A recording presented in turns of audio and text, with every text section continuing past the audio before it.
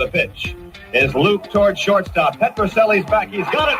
The Red Sox win. That is pandemonium on the field. Welcome to the Great American Collectibles Show, brought to you each week by the National Sports Collectors Convention. Join us every Wednesday evening at 6:30 p.m. Eastern Standard Time and get the latest news from the greatest experts in the sports collectibles world. You can watch us on the Great American Collectibles Facebook page, as well as YouTube, or you can listen to us on Spotify, Pandora, iHeartRadio, or any of your favorite podcast platforms. And now your hosts, award-winning sports collectibles author Tom Zappola and Boston radio personality Lou Blasi.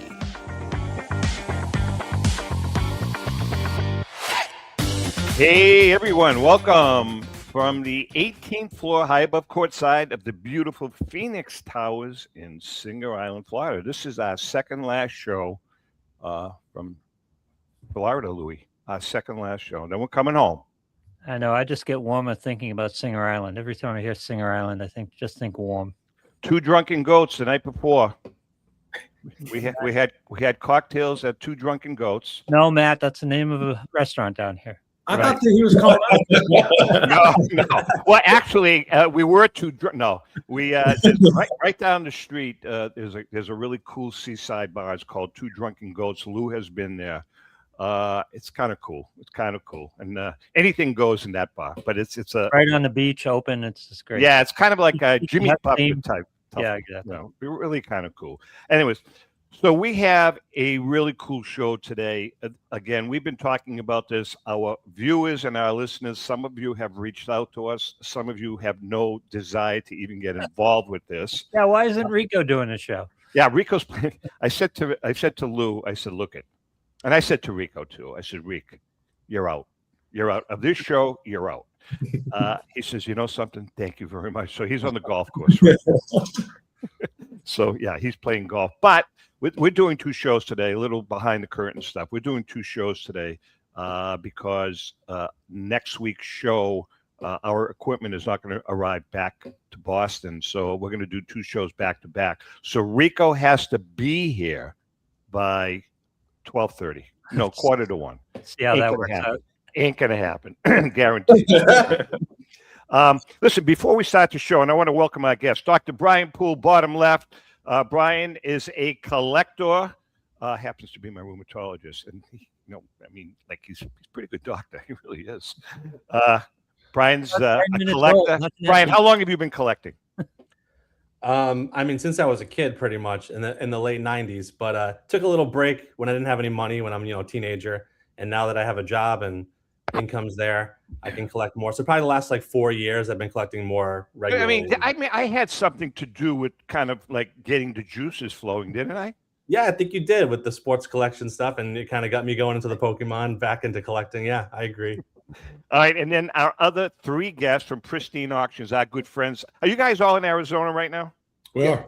Okay, we've got our good friend Jeremy Murray, who's been on the show a million times with us. Jeremy gets it. He's one of these guys, we can call him up if someone cancels or someone's sick and jump right in and not miss a beat. We've got Matt. Is it Heufel or Hofel? Heffel. Matt, what is your function, your job description at Pristine? Yeah, so I do lifecycle marketing, which is basically like being able to help our customers find the things that they're looking for on a daily basis. So making sure that everybody's seeing the headliners and the big things that we're trying to show our customers about. And then, of course, Logan Konjevich. Logan's been on with us several times. Logan, why don't you tell our viewers what your job description is at Pristine? Oh, I'm in the sorting team downstairs in the warehouse. So our job is to make sure that anything that comes into the warehouse, we make sure that A, gets to the right place it needs to go. B, has value. We don't want anybody getting the short end of the stick there. And then, of course, C, that it's authenticated, that it's real. All right. So before we start, though, Lou and I have been talking. My good friend, Rick Tretzka, we call him of Phoenix Towers fame. Rick's a friend of ours, friend of the show. And he and I were talking.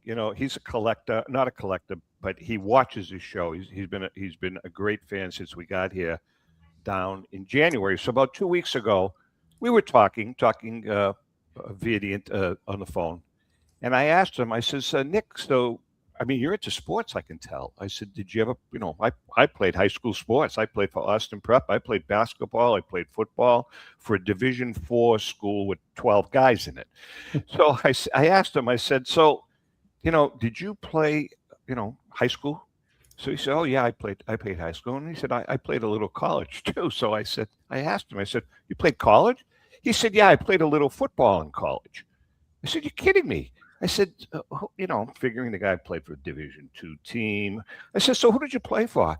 He said, I was the starting quarterback for the Purdue Boilermakers for 3 years. Good Lord.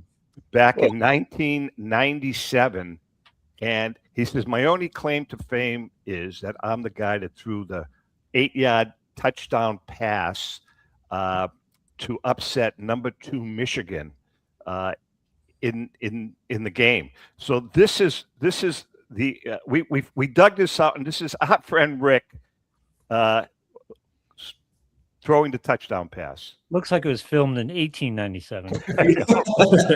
Look, there's volume, right? Okay.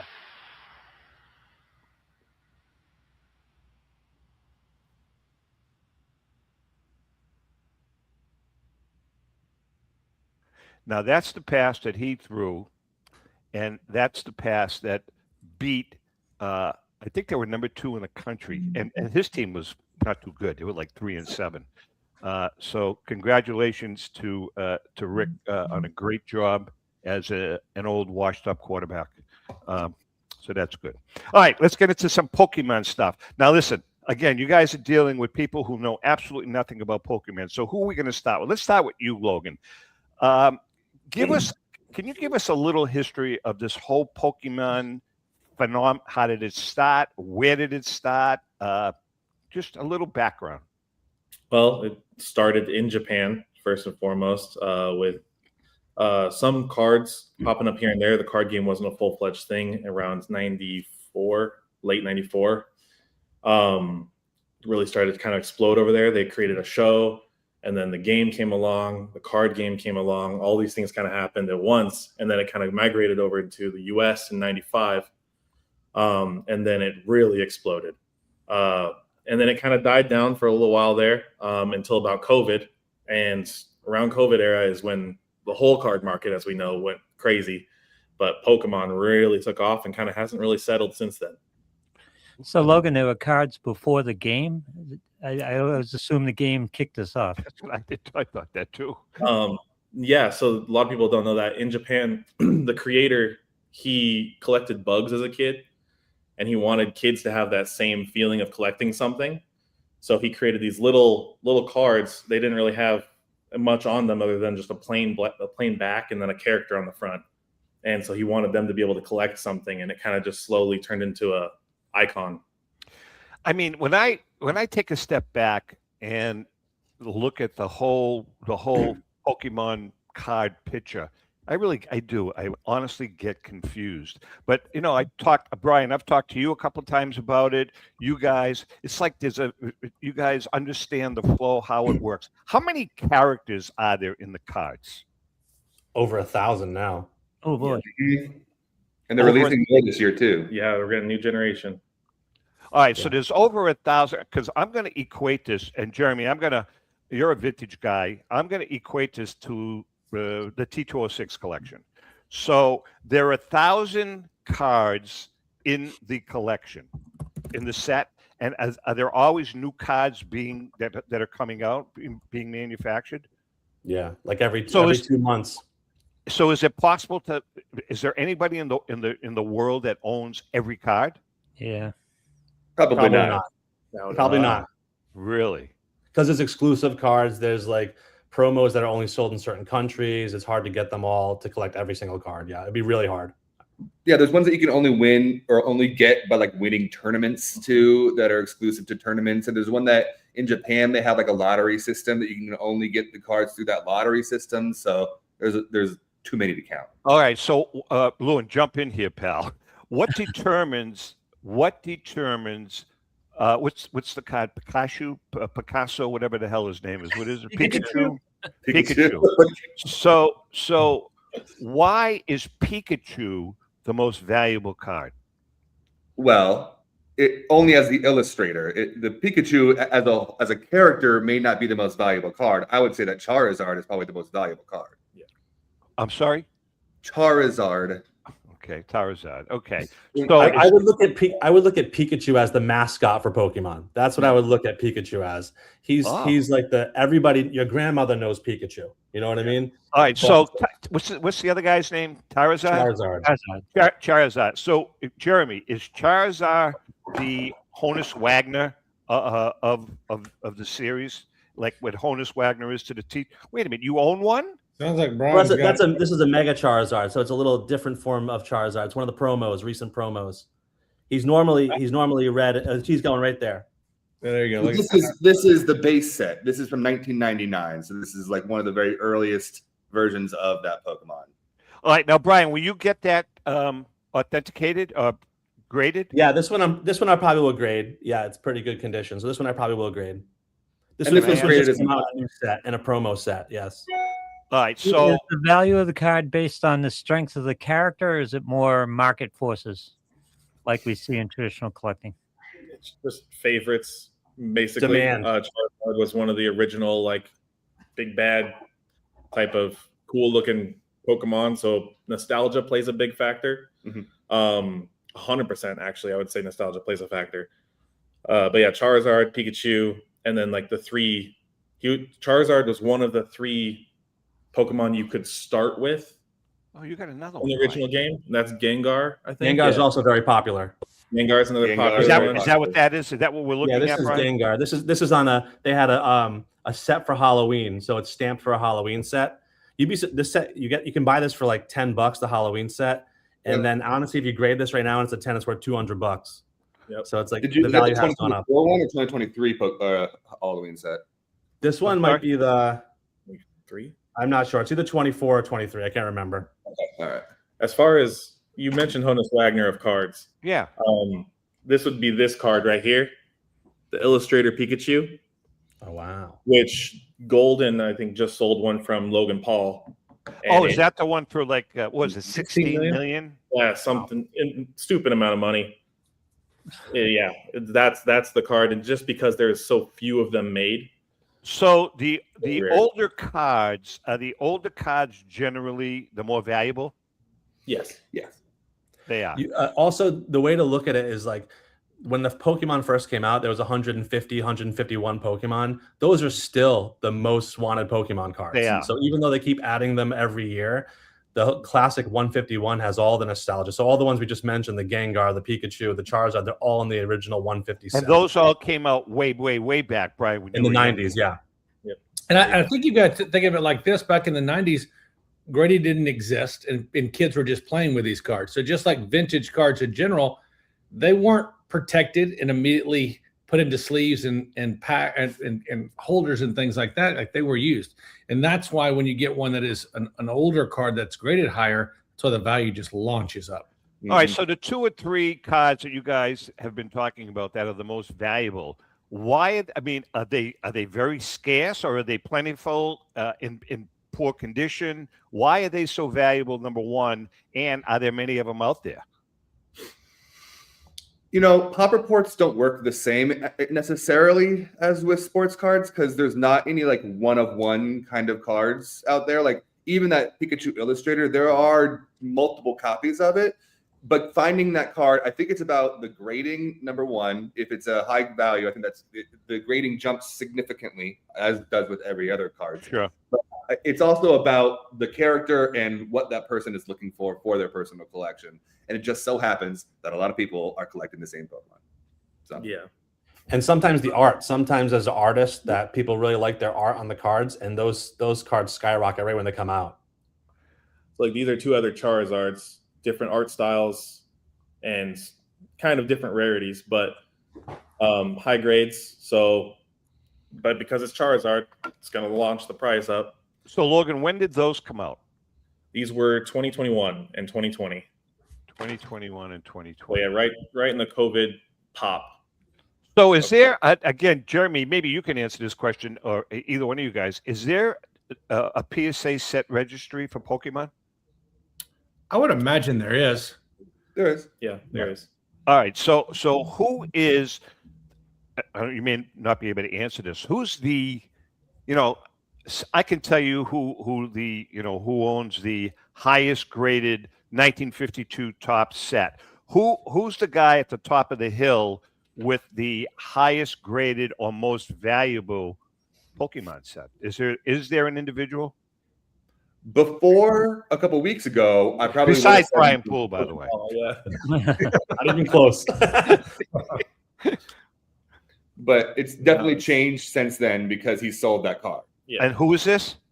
Logan Paul. Oh, okay. Yeah, but I'm saying not that one card. Take that one card and put it aside. I'm talking about. No, he had a collection too, right, Matt? Oh, he did have a He collection. still does. And He he does. still opens tons of packs. Tons. He does. Is there in Pokemon, is there a modern vintage divide like we have in traditional collecting? And has Pokemon gotten into design scarcity? Are they playing this game a little bit at this point with the modern side? 100%. 1,000%. As far as like your vintage to modern design, for English, it's more so than Japanese. English originally, when it was first brought to the US, was being printed by a company called Wizards of the Coast. And that's what you see all those, like these cards. These were printed by Wizards of the Coast. And I think it was like 2012? I think so. I think 2012. Sometime around 2012. Don't quote me on that. They lost their licensing because they weren't printing. Their printing quality was going downhill, and they weren't printing as much as Japan wanted them to print. So they lost their licensing. Japan took over the printing again, and they started printing their own English cards. Nice. So the cards are still printed in Japan? So no, English cards are printed in the U.S. by a Japanese owned company. Okay, It's so owned by the they company. have these companies, like whoever the company is, has no connection with Fanatics or Topps or Panini or any of those people. They have done a top They set did do a before. top set in 2000 and 2001. Interesting. It's actually a pretty well sought after set because it was such a weird little niche thing that happened. And the art Yeah. looks so different than everything else that they've ever done. Those Topps cards look just completely different. And those Topps cards weren't a game; they were purely collectible. Right. Now, I've never known. Do you guys go to the National? I've been Okay, there. so obviously they have a section, a break section. Is there a break section for I've never even noticed it there because we're busy too. So they have a Pokemon break section at the National. I've never seen it either, Tom. I'm not sure if that's there. I think this year at the National, you'll see a lot more Pokemon there. So Well, I can tell you right now, unequivocally. I don't know if you guys know this. Obviously, Joe Drellick and the National, the NSCC, they're our biggest sponsors. They're the biggest sponsor of this show. I was talking to Joe last week, and the whole second floor is going to be Pokemon. I think he said there's going to be 100 tables, 75 to 100 tables on the second floor. Well, it's wild with the shows that there are shows now popping up that are breaking apart. The West Coast show it was originally Burbank show that Jay and Rob run over there.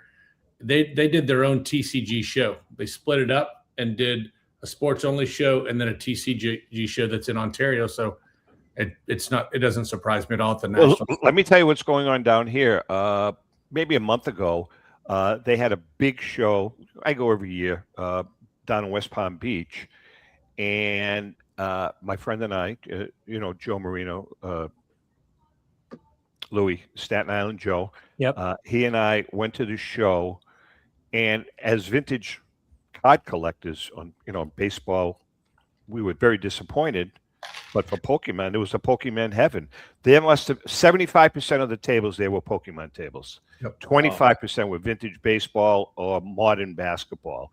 It was absolutely incredible, and I can't tell you the business that was going on. It was absolutely incredible. And the same thing happened at the National that we witnessed. 14, 15-year-old kids with briefcases, just bartering with each other, trading or buying or purchasing or whatever, man. It's a phenomenon. Bryan, how many cards in your collection right now? Oh God, I don't even. I mean, if the you ones I've actually recorded. Let me see here. I recorded like the ones I've either had like higher end and like or graded 2,800. Oh boy, are you serious? Yeah, and then I mean I have a lot of bulk, we call it, just the really common cards that I don't have sleeved or anything like that, just to if I ever wanted to play the game, or sometimes I give it away to kids and stuff like that.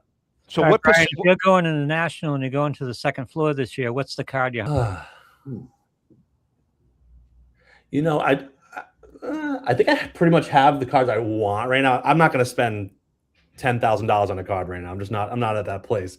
But my favorite Pokemon's like Bulbasaur, so I'm always looking for a good Bulbasaur cards. So that's probably what I would hunt down. Right now, I pretty much have the ones I want. Yeah. I think that's a good question for Matt and Logan too. What are they looking for? I brought my personal collection just to show it off because I collect graded cards as well as just raw cards because I like to be able to bring, and this is called a top. I mean, you know what a top loader binder is, I'm assuming. Yeah, of course. I keep all of my stuff in a top loader binder, so I just have like binder pages. Are those all raw?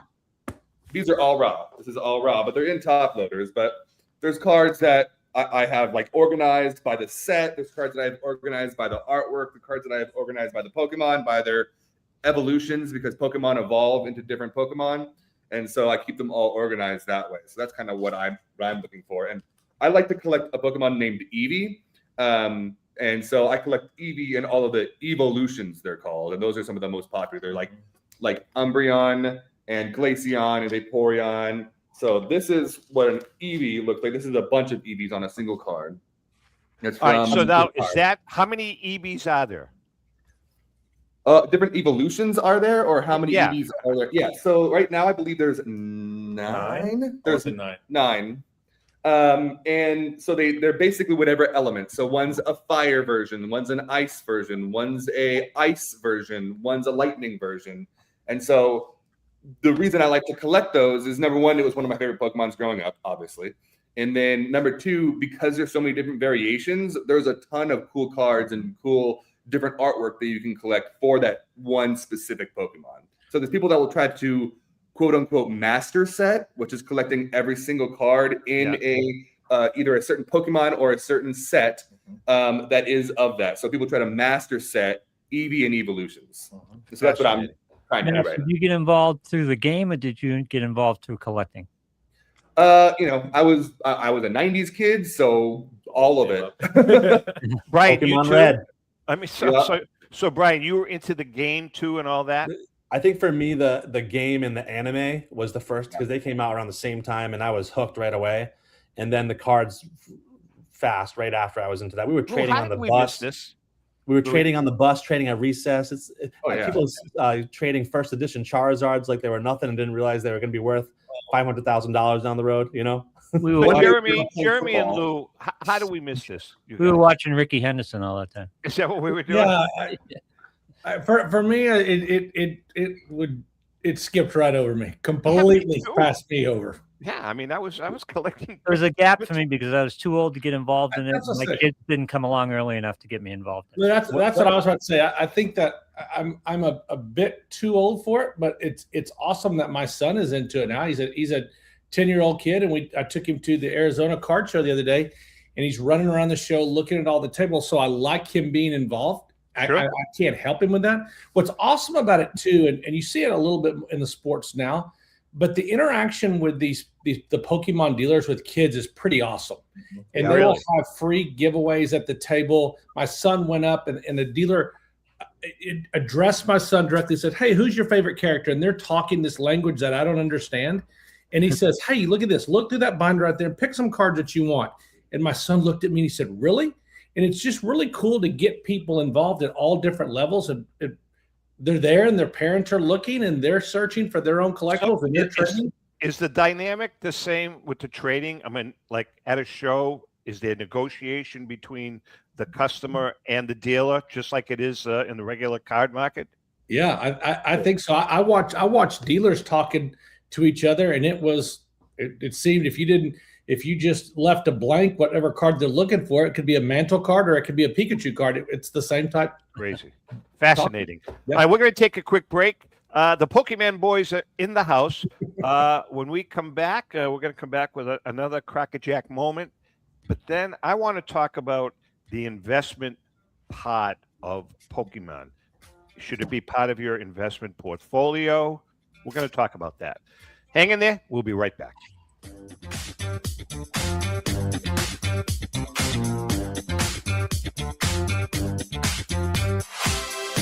1996, Brian Drent and the staff at Denver's Mile High Card Company have led the charge in the collectibles hobby.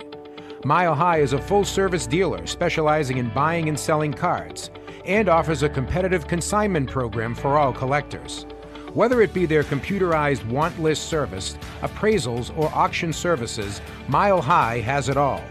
If you've been searching for a company with a selection of high-grade vintage 1888 to 1970 baseball cards and memorabilia that shares your passion, aim high, Mile High. Go to milehighcardco.com or call 303-840-2784 for more information. This is Brian Drent, president of Mile High Card Company. Is your sports card and memorabilia collection properly insured? For easily replaced personal property, homeowners insurance is all most people need. But for prized possessions that you may have spent a lifetime collecting, it doesn't go nearly far enough. Collectibles Insurance Services has been insuring for over 50 years. They offer a full range of protection and a $0 deductible at an affordable rate with no appraisals required. I know because they insure my collection. If you have a minute, go to collectinsure.com and learn more about insuring your personal card or memorabilia collection. Hi, this is Dan from Memory Lane Auctions, here to remind you that the renowned Memory Lane Collectibles Company has served as a beacon of light to the collecting community for the past several decades. Indeed, folks, it has been our utmost privilege and pleasure to provide the most enthusiastic collectors with an abundance of the finest sports cards and memorabilia for America's most coveted sports personalities via our world-class auctions. Whether you choose either a private sale transaction or the auction route, Memory Lane cordially invites you to reach out to us to maximize the value of your prized possessions. Also, it is not just sales that we pride ourselves on being the best of the rest, because if you are seeking a particular keepsake for your esteemed gathering, we will be relentless in our quest to find that special piece to fulfill your collecting dreams. So no time to wait. Reach out to us today for the purposes of capitalizing on our unparalleled marketing capabilities. Simply pick up the phone and dial 877-606-5263. That's 877-606-LANE, or find us on the World Wide Web at www.memorylaneinc.com. Now is the time for your valued consignment to ultimately become another one of Memory Lane's record-setting prices. How would you like to own the bat that was used by your favorite player when he hit that towering home run or game-winning base hit? Now look no further than JT Sports, specializing in the sale and authentication of professional game-used bats. As the official authenticators of professional model game-used bats for PSA DNA, JT Sports will guarantee the authenticity of any bat purchased from them. JT Sports also buys and sells game-worn uniforms, gloves, and baseball equipment. The unique quality of the collectible is what JT Sports is all about. Give them a call at 609-487-8003 or check them out at GameUseBats.com.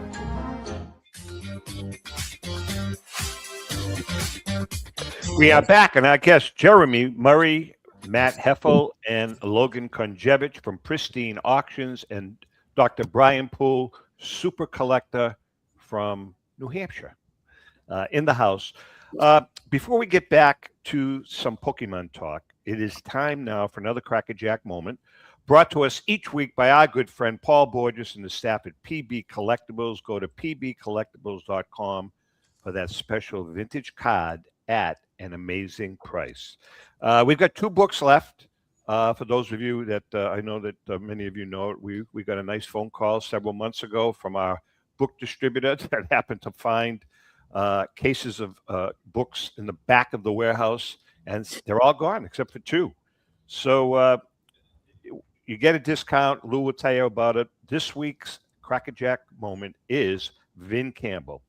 The career of Vin Campbell is a bit of a head scratcher. Here's a guy that only had a short-lived career, even though he put up very good numbers on the field. The son of a prominent St. Louis family, Campbell was a graduate of Vanderbilt University. He came up to the majors for a brief stint with the Cubs in 1908. Awkward and green, Campbell blew his one at bat and ended up in the minors, where he had a very good 1909 season playing outfield for Aberdeen of the Northwestern League. Pittsburgh manager Fred Clark saw potential in Campbell with his ability to hit over 300 and his speed both on the base paths and in the field.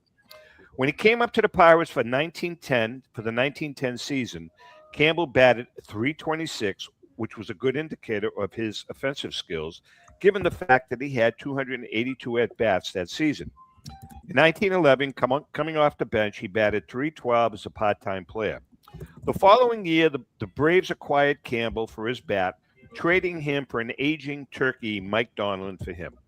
Campbell proceeded to bat .296, led the league in at-bats with 624 and banged out 184 hits. Not bad for a 24-year-old kid beginning his career. He also, by the way, led the team in runs scored and doubles. Unfortunately, the Braves finished in last place that year, and believe it or not, Campbell was released. As a free agent, he signed with the Indianapolis Hoosiers of the newly formed Federal League in 1914 and had another great season batting .318, leading the team to the pennant. The Hoosiers relocated to New Jersey and became the Newark Peppers, and in 1915, Campbell batted .310 for yet another very good year. After the Federal League folded that year, Campbell sued for his wages and won his suit, but never got the opportunity to play in the majors again. And that's another Crackerjack moment. If you want to get one of the few remaining copies of this book, go to tomzappalamedia.com/Crackerjack Collection to order your copy of the Crackerjack Collection, Baseball's Prize Players. This great book will give you a glimpse into the personal and professional lives of the players in this iconic collection. That's the Crackerjack Collection, on sale now at 30% off the regular retail price. tomzappalamedia.com and /Crackerjack Collection. You know, many of you know, and I was talking to Jeremy about it before the show aired. Ellen and I, we got commissioned, and we are writing our final book. It's been a lot of work, but I think this is going to be a really cool book. Everyone in the hobby is really on board. PSA and the National are really behind the project. All the auction houses, private collectors. It's going to be a cool book. The name of the book is Legendary Finds and Sports Collecting Treasures. It's about all of the, you read about all these great finds in the newspaper or on the news about, the guy that goes into his attic and finds, $1 million card. So these are all the backstories on the finds. We've interviewed a lot of people, talked to a lot of people, and I think it's going to be fun. Any Pokemon finds, Tom? Any Pokemon finds? No Pokemon. No Pokemon, I'm afraid. Tell me a story, Logan, about a Pokemon find. If someone found someone under their kid's bed, or maybe we'll use it. I mean, I hear stories constantly. Sadly for me, no, but I hear stories constantly of people finding old vintage base set, first edition cards, and then they grade them. They happen to be in a binder and perfectly. And it's just it's so cool to hear. I wish it would happen to me. Why not me? I mean, I remember when I was a kid, I gave away my entire collection because I was like, oh, I'm over this. I'm too cool for this. But my dad held on to a single Pikachu card, put it into the safe in our house. And then a couple years ago when it exploded, he pulled out. He was like, is this card worth anything? Unfortunately, he picked the wrong Pikachu card. And so it was sitting in a safe for 25 years for $20. Bryan, your collection of the 2,800 cards that you own currently, what percentage of them are the old Bryan Poole cards from when you were a kid? I would say probably for my kid collection, probably like 100 to 200 of them. Yeah. Are they And trash? a couple of them are worth over $500. I got them graded and they actually had decent grades. Yeah. Are they trashed? No. No, they're all in good shape. Yeah. Well, maybe like I put them in binders. I had sleeved in binders when I was a kid. I was one of those weirdos, you know? So what percentage of your cards are graded right now? I would say probably about 40%, 30 to 40% are graded.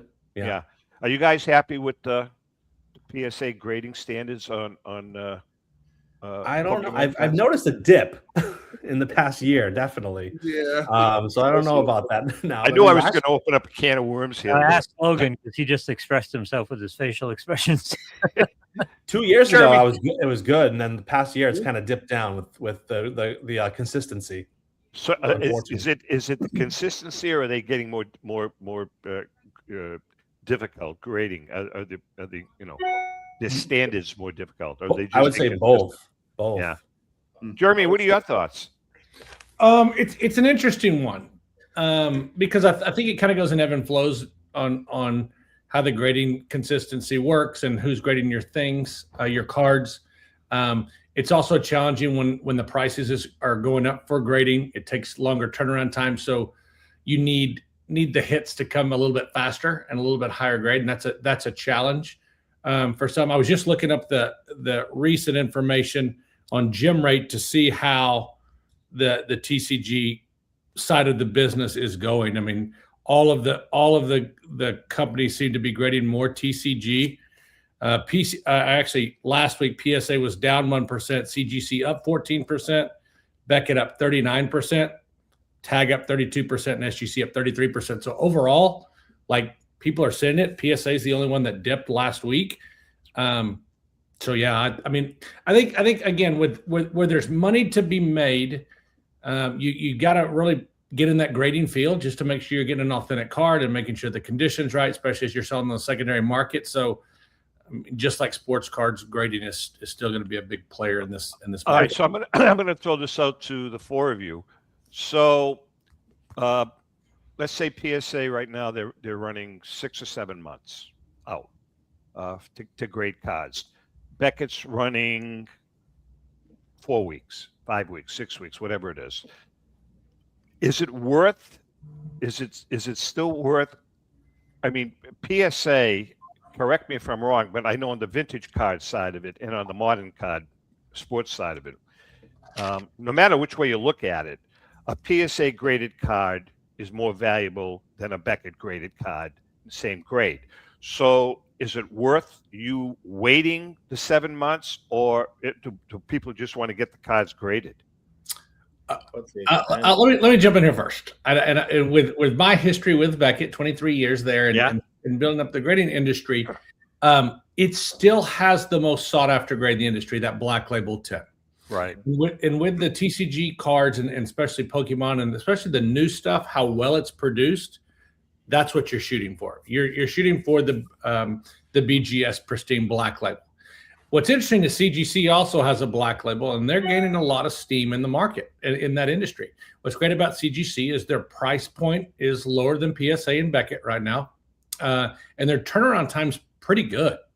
And so as they start having faster turnaround time and the pricing to get graded, they're working on that secondary market value. And if they can get some secondary market value steam, they're going to take some of that market share there just because people want their stuff back. Interesting. Very interesting point.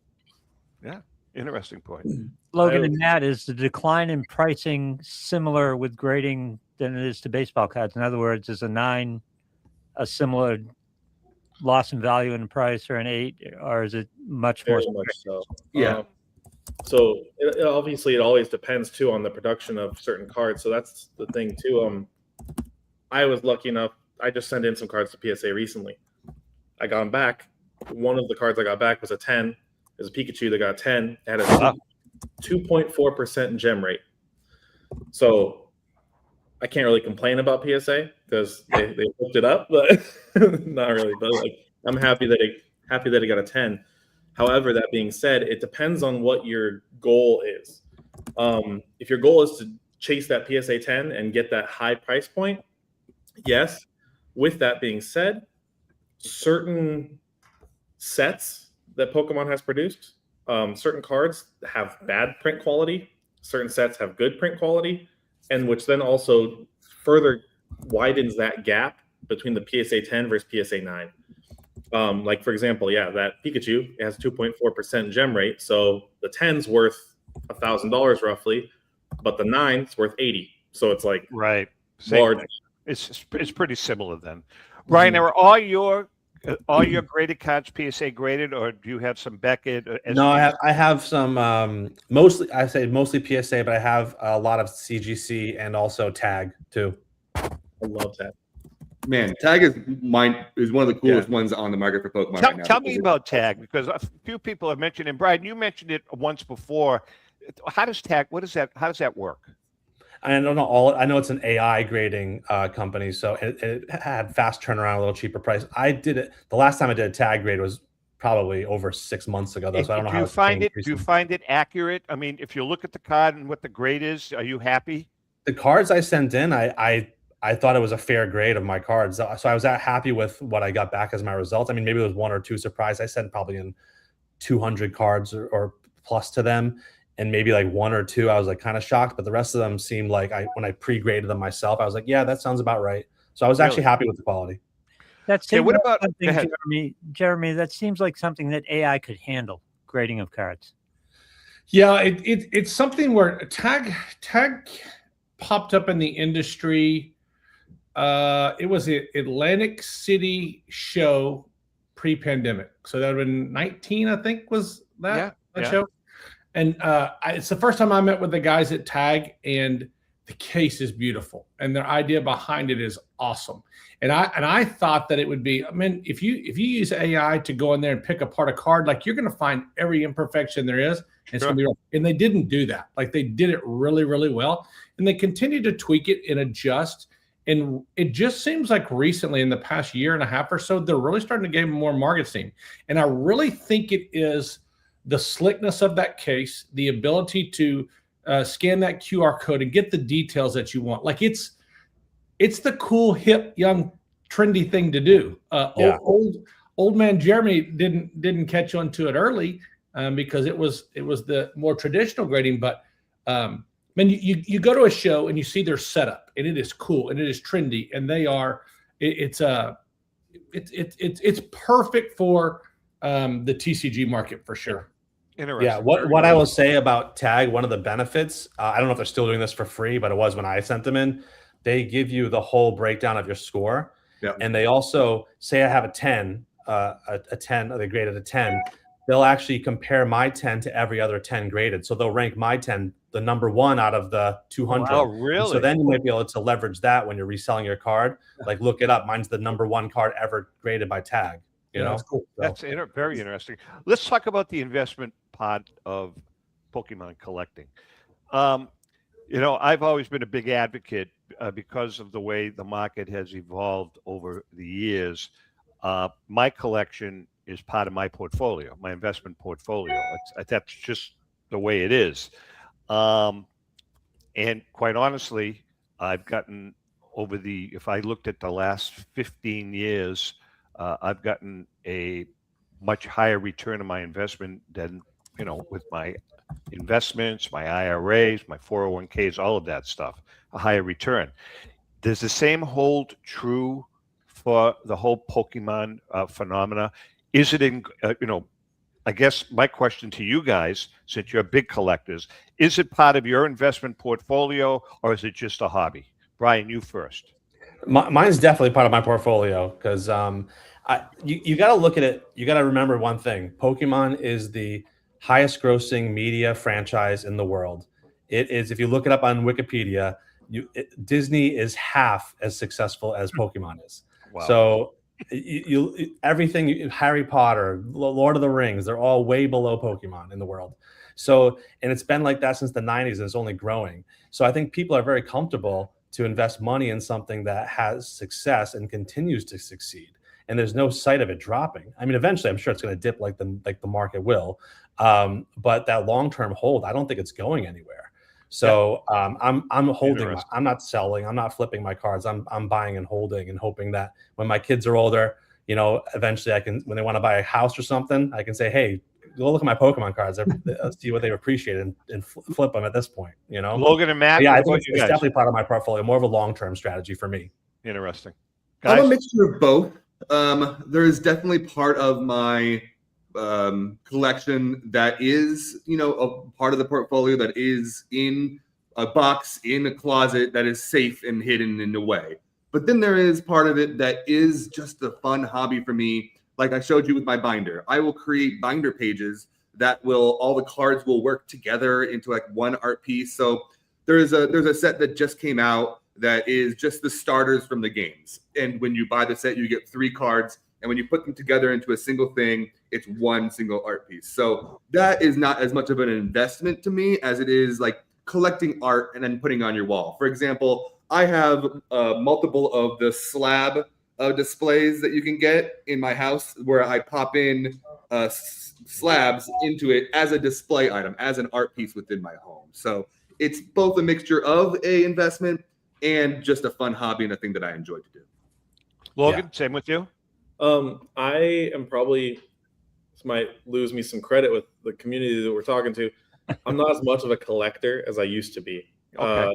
If anything, if I do buy a card, it's mainly for investment.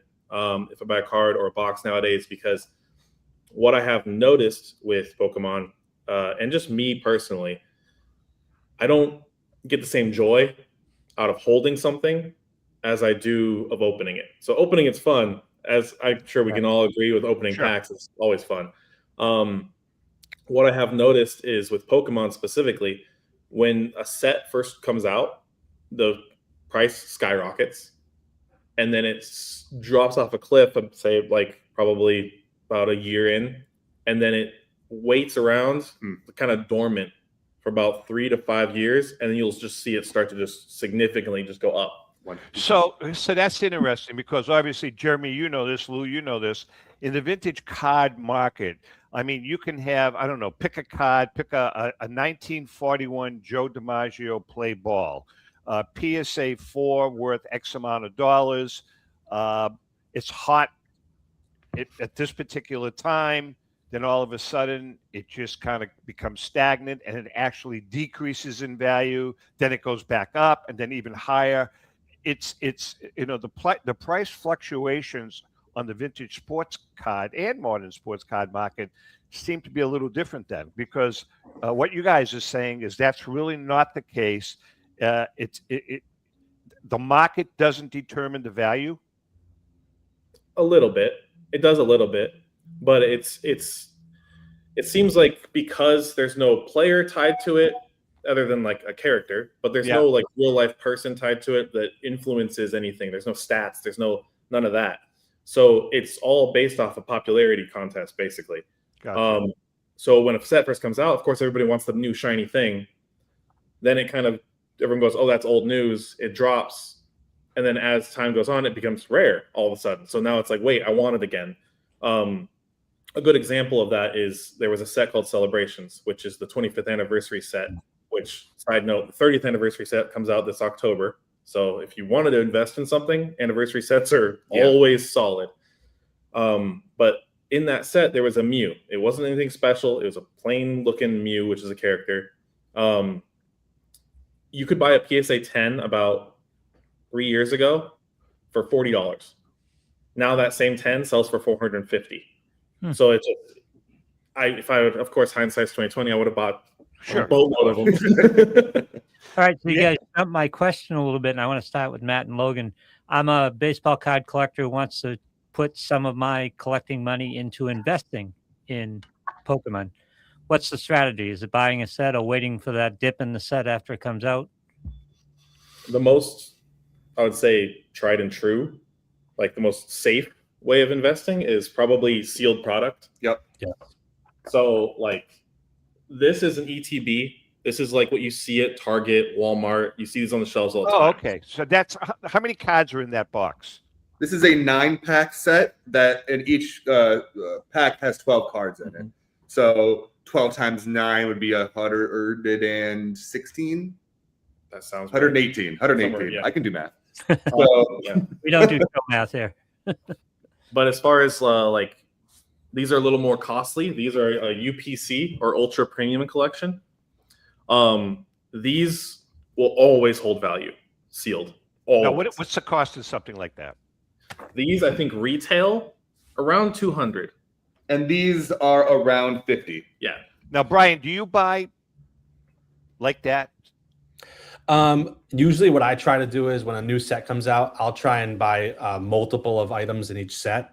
And then I'll probably take about half of it and open and rip, because I like ripping it and collecting I was going to too. say that. That's going to be fun for you, right? And then if I let's say I get the card I really wanted, I got the hit I wanted in the set, then everything after that, I'll just keep sealed, because they're absolutely correct. The sealed product will go up no matter what. Interesting. We are chatting with the Pokemon boys. Lou, before we take a break, and by the way, this is very important, insurance.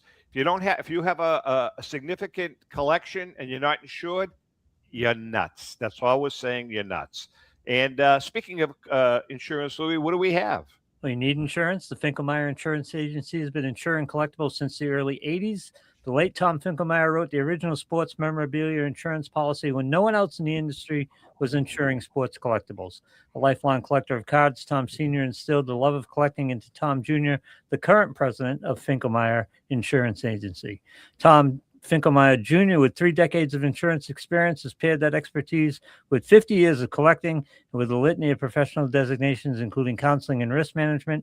Tom covers every aspect of your collectibles insurance needs. Unlike some of the companies that sell collectibles insurance directly to the consumer online, Finkelmeyer Insurance Agency is the only independent retail agent who specializes in memorabilia and collectibles nationwide. Representing all major companies that sell collectibles insurance, there's no no agent that insures more collectors, dealers, appraisers, auctioneers, or events in the collectibles hobby than Finkelmeyer Insurance.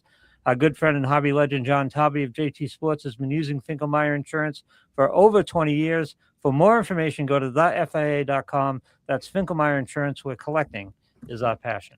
All right, we're going to take a quick break. We have another short segment. The Pokemon guys are in the house, so sit tight, hang in, and there'll be more Pokemon talk. Hang in there. We'll be right back.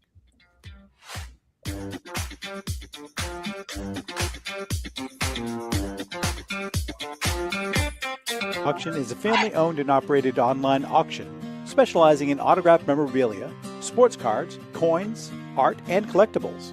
Since their founding in 2010, they've grown to 2 facilities in Phoenix, Arizona, totaling over 60,000 square feet. Jared Cavalier and an incredible staff of over 150 team members serve a very large customer base and enjoy every minute of it. By working with leading authentication companies, Pristine ensures all items are 100% authentic. In addition, third-party authenticators regularly travel to Pristine Auction to provide authentication services on site. Pristine Auction strives to operate its business in a way that's honoring to God, their families, and their customers. With a strong focus on speed, quality, and premier customer service, their mission is to be the leading online auction for every level of collector and fan. Pristine also works for Hope Sports and Identity Hoops International, traveling to Mexico to build houses for the less fortunate. Pristine Auction offers several online auction formats with thousands of auctions ending each day. For more information, go to pristineauction.com. That's Pristine Auction, the best in the business. If you are a discerning collector interested in owning the most important pieces in the hobby, look no further than Leland's Auctions. The original sports auction and appraisal house, Leland's was established in 1985 by legendary Pioneer founder Joshua Leland Evans. And today, President Mike Hefner carries on the tradition. From the Tom Brady card and memorabilia collection to the famed Boston Garden auction to high-end card auctions from every major sport, Leland's has always maintained the highest standards. Go to Lelands.com and get your bid in. That's Leland's, the hobby's leading sports auction house for 4 decades. It's often been said that championships are won on the practice field, and world records come only to those willing to work harder than everybody else. Heritage Auctions is the world's largest collectibles auctioneer because we believe that becoming the best is only an invitation to the challenge of remaining the best. This requires the skills of the hobby's top experts, capable of identifying and maximizing value for our consigners. It requires the most visited website in the industry, courting a global audience of collectors over 1.5 million strong. It requires a dedicated press department that expands our global reach far beyond the entrenched hobby marketplace. It's hard work, but a simple premise. Present the finest collectibles to the largest population of potential buyers, and world records will come. We invite all listeners to put the unmatched power of Heritage Auctions to work for you. Auction evaluations are always free, and our commission-based fee structure ensures that our interests are always aligned. Highest possible price for your collectibles. There will always be new world records to chase, so let's chase them together. Visit our website at ha.com and request your no-obligation review today. Hi, this is Dan from Memory Lane Auctions, here to remind you that the renowned Memory Lane Collectibles Company has served as a beacon of light to the collecting community for the past several decades. Indeed, folks, it has been our utmost privilege and pleasure to provide the most enthusiastic collectors with an abundance of the finest sports cards and memorabilia for America's most coveted sports personalities via our world-class auctions. Whether you choose either a private sale transaction or the auction route, Memory Lane cordially invites you to reach out to us to maximize the value of your prized possessions. Also, it is not just sales that we pride ourselves on being the best of the rest, because if you are seeking a particular keepsake for your esteemed gathering, we will be relentless in our quest to find that special piece to fulfill your collecting dreams. So no time to wait. Reach out to us today for the purposes of capitalizing on our unparalleled marketing capabilities. Simply pick up the phone and dial 877-606-5263. That's 877-606-LANE, or find us on the World Wide Web at www.memorylaneinc.com. Now is the time for your valued consignment to ultimately become another one of Memory Lane's record-setting prices. Are you a collector looking for that rare trading card or autographed ball or photo? If so, then PB Collectibles in Newport is the place for you. PB Collectibles has graded cards, raw cards, complete sets, and wax boxes of the stars of the future, today, and from the past. We also offer a large selection of both vintage and modern cards. So whether you're looking to add to your collection or sell it, visit us at PB Collectibles, 269 Spring Street in Newport, located across from St. Mary's Church. We are your neighborhood card shop and much more. Hey, I'm Mike Petroselli. If your company is looking for the best in marketing and promotional items, you'll hit a home run with Petroselli Marketing. With over 8,000 suppliers and 650,000 imprint-ready items, we can get your company the visibility it needs to get your maximum exposure. Whether it be office promotions, wearables, automotive, sports items, and everything in between, Petroselli Marketing can do it all. Our design staff will even work with you from concept to delivery and customize your products. At Petroselli Marketing Group, we will get your brand in front of your audience. Contact us at info@petrosellimkt.com or call us at 603-880-3202. That's Petroselli Marketing, where no dream is impossible.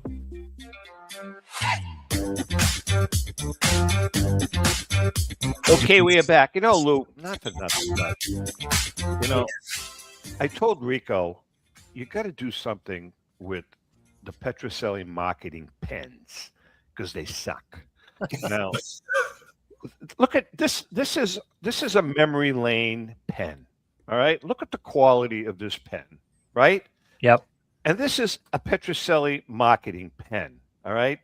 This thing literally ran out of ink after 2 weeks. It's like absolutely horrendous. So I told Rick, I said, Rick, man, you got to do something. You got to upgrade. And I hope he listens to me because, I mean, they're like pathetic. Anyway, the Northeast Sports Card Expo returns. That could have been off air. That's all I'm saying. I really tease him. I do tease him about his pens. I tease him about his pens all the time. Yeah. The Northeast Sports Cards Expo returns to the Boston area on Saturday, March 28th and Sunday, March 29th at the Marriott Boston Quincy in Quincy, Mass. for a huge weekend of collectors. With 26,000 square feet of expo space and 180 plus vendor tables, the show is loaded with sports cards, sports memorabilia, non-sports card, Pokemon, Brian, toys, Funkos, and more. Plus, on-site authentication by JSA. Whether you're buying, selling, or trading, everything you're looking for is under one roof, and tickets are now available. All autographed guests at the Northeast Sports Card Expo in Quincy will offer one free autograph with paid admission. Some of the autographed guests include Tim Sweeney, former Boston Bruin, Ronnie Lepet, former New England Patriot, Russ Hochstein, former New England Patriot, Manny Del Carmen, World Series champ from the Red Sox, Jimmy Lonborg, Red Sox Cy Young Award winner, Taylor Lair, former Philadelphia Flyers player, and Gigi Marvin, U.S. Olympic gold medalist and former PWHL player. Who else? From The Sopranos, John Fiore, who played Gigi, and Frank Santarelli, who played Georgie. And lastly, Jim Bowman, a former New England sports player. There are also raffle tickets, free commemorative show posters for the first 20 to 200 attendees each day. Sports mascot appearances, including Slide, Pat Patriot, and Pikachu. Pikachu will be there. Kids under 12 get in free. Don't forget and don't miss the Northeast Sports Card Expo. Get your tickets today by going to www.northeastcardexpo.com. Hey, I want to ask you guys a question. You guys made a comment, I think it was you, Logan, about when a Pokemon card first comes out, 2 weeks later, it's going to definitely jump in price. I mean, is that pretty much across the board? I mean, what's to prevent? I mean, why not just, buy cards that come out right away, spend a few bucks, and then flip them 2 weeks later? Are you going to make a few bucks? Yeah, people do that too. They're known in our community as scalpers. If you ever see a vending machine for Pokemon in like a Fry's or Kroger store or whatever, they're usually sold out because there's some dude who just showed up there and just camped out and just bought everything he could, and he's gonna just sell it off. And they're all 13 years old, aren't they? No, these guys. They're 35-year-olds. Yeah, they're 35. They're 100%. To the 13. So what do? They buy the box, the whole box, just hold on to it, and then flip it. They buy these from the vending machines. They buy them all. Yeah, or they find them on Target and they buy a pallet, a literal pallet. I'm glad you brought this up because the guy I work with at Sportsbook has a Pokemon vending machine, and I'm wondering if this is a thing. How does this work? It's a thing. They're in airports. They're in grocery stores. They're all over. Yeah, they're in straws all over the place. Right. Yeah, I can't get the problem is I can't get MSRP product anymore. It's I just read an article. You can't get them. I just read an article just this week that Target is expanding their footprint in the store for cards. I think primarily Pokemon. So I don't know by how many feet, but they're really big time expanding. So Brian, do you go to Target and just buy boxes if you can? I used to go to Target all the time, but they'd be on the shelves all the time, and now I don't even waste my time. They're not in Targets, they're not in Walmarts, they're not in Best Buys anymore. You can only get it the day it comes out, and there's lines out the door. And then you're basically online trying to get you get notifications from X or Discord that tell you when a drop happened online, and then you're fighting bots. It's impossible. Brian, can't you just pay off a Target employee or something to put a box aside for? Yeah, but I'm not that scummy. Wow. That's amazing. That's absolutely amazing. So honestly, the only place my local card shop, I can get it's still marked up, but it's not as high as the market price. So that's the best way. Now, where do you purchase locally in New Hampshire or in Massachusetts? In New Hampshire. I mean, so you're a regular there, right? Yeah. So why wouldn't you call him up, Brian, and say, "Hey, Frank, boom! As soon as they dump them, call me. I'll take them all." No, because I'm not going to take them all. I don't want to be the scalper. Okay. I just did this 2 days ago. There's a new set that just came out. I was describing earlier where it has the 3 starter cards, and I went to my card shop and I was not expecting them to have them because everybody's looking for that box right now because it's the very first set that has the 30th anniversary Pikachu sticker on it.